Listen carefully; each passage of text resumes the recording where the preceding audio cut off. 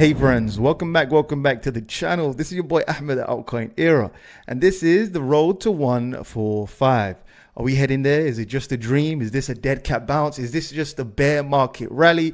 Are we all heading into a recession? We're going to find out and see what happens next. Make sure to like, subscribe, and join our private members. So without further ado, let's begin. Bitcoin is currently sitting at 94,000 US dollars and some change. We were very close, very close to my target of 100,000 US dollars. I think we were shy of my target of around 2,000 US dollars. Very close. I did say we're heading to 100K and then we're going to come back down. I did say multiple times that we are forming a golden cross. In the next few weeks, we're going to form a golden cross. Contrary to participants, whenever we form a death cross, we normally pump into the death cross. Likewise, the opposite is true. Whenever we form a golden cross, we normally dump into the golden cross. Many participants are going to scream for lower prices. They're going to call for 75 again. They're going to call for 68 again. And they're going to call for lower prices of 50K. So brace yourself. It's going to get really scary. Your anxiety may be going through the roof. This time when risk comes knocking on your door, you better make sure you invite him inside. At the moment, Bitcoin is bleeding against gold. As you can see, we went down by 20%. Gold is about to make an all-time new highs, ladies and gentlemen. It's currently sitting at $3,378. We're up by 1.29%. These are big numbers for gold. As you can see here, ladies and gentlemen, this is a raging bull market. And when gold goes astronomically higher, then there is a problem with the economy. I did say many times, gold is going to be one of the best performing assets of this year. If we go back to the past, to the noughties, gold went on a massive bull run for over 12 years. Let's just say, hypothetically speaking, the bull market started in 2015. From 2015 to 2025, that's almost 10 years.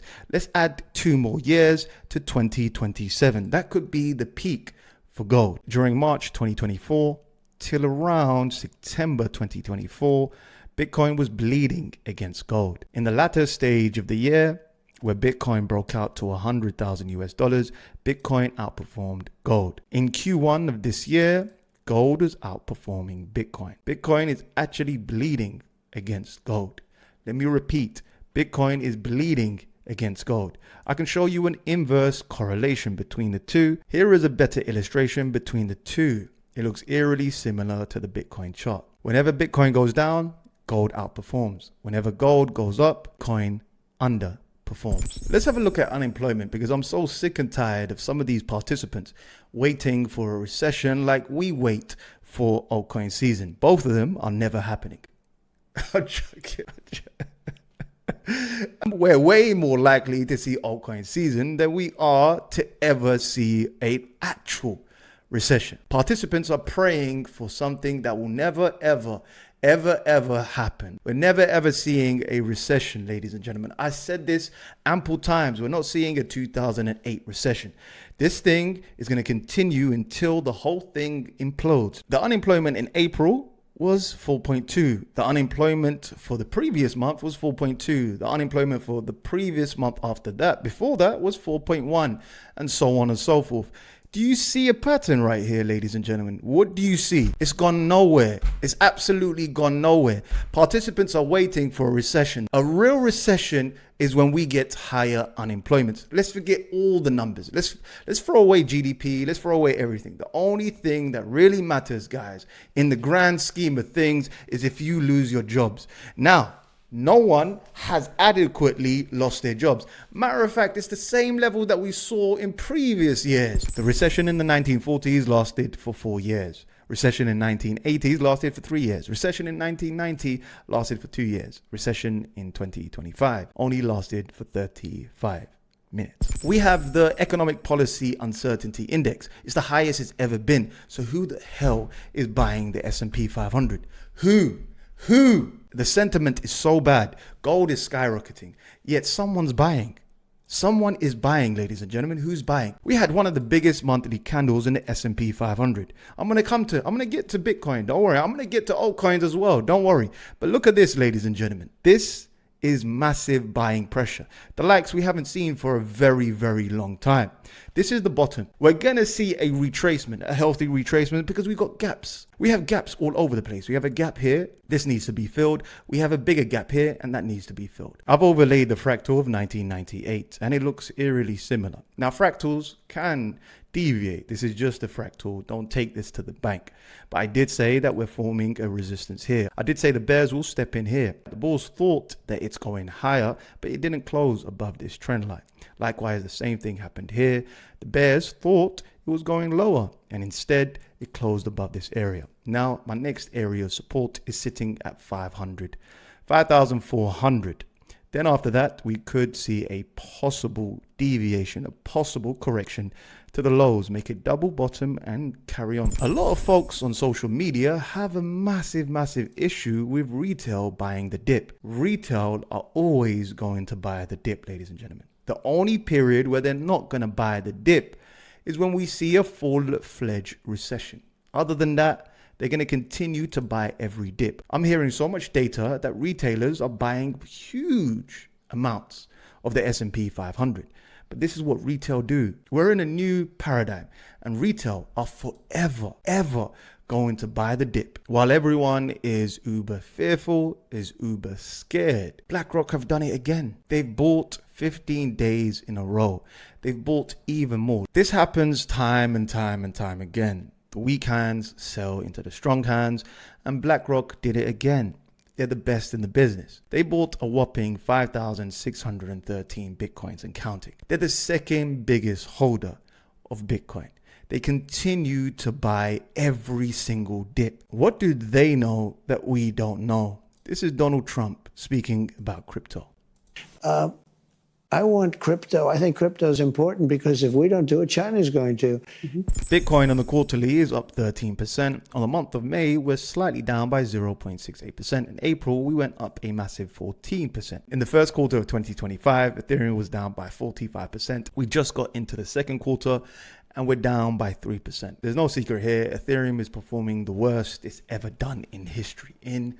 Ladies and gentlemen, they have a big problem. They got a problem with their ecosystem. They got a problem with these vampire chains. They got a problem with their culture. They got problems, so many problems, and it might be too late to solve. Some honorable mentions in the cryptoverse. Ethereum Petra upgrade is happening tomorrow. It's going live on the 7th. Sonic Summit will start on May the 6th, which is today.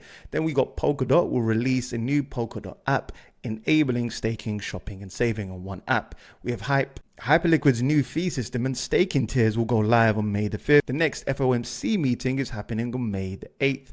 Berachain has a new unlock in May the 6th. I did say many times Berachain is a vampire coin. I'm still sitting on some massive shorts with Berachain, and I said it's going to continue to go down forever. And as you can see, ladies and gentlemen, it never retested the highs. It didn't even have enough energy to retest the highs. Anyone that shorted during this period is going to continue to print money for the foreseeable future. I did say multiple times that Berachain is the same as DYM. And this coin, this beauty has gone down a whopping 97%. It can easily go lower to 99% to single digits. Anyone that shorted during this period, even this period, is printing money, ladies and gentlemen. Because the God honest truth is majority of coins go to zero.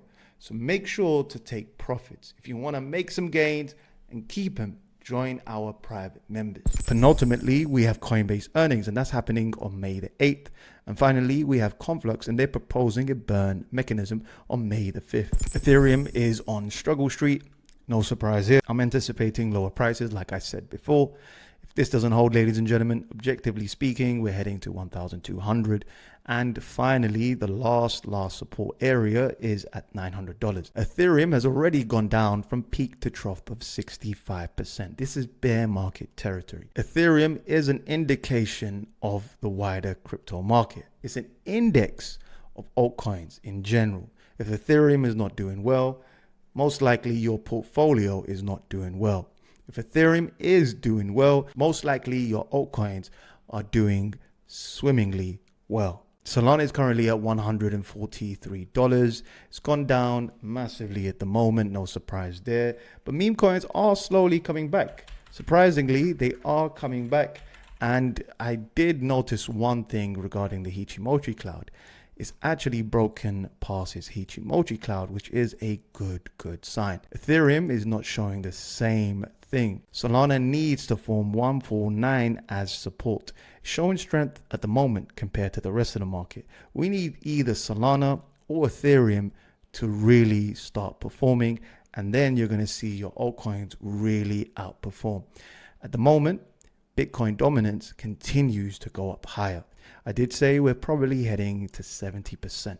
70% is the target, and from there, if it continues to go up higher, we have a bigger problem. That means all the alts are gonna die. that means everything is gonna die. You know how folks are waiting for a recession? We're going to be waiting for 70, hoping one day we'll just get to 70 and then it can come down. But what if, ladies and gentlemen, what if it doesn't come down?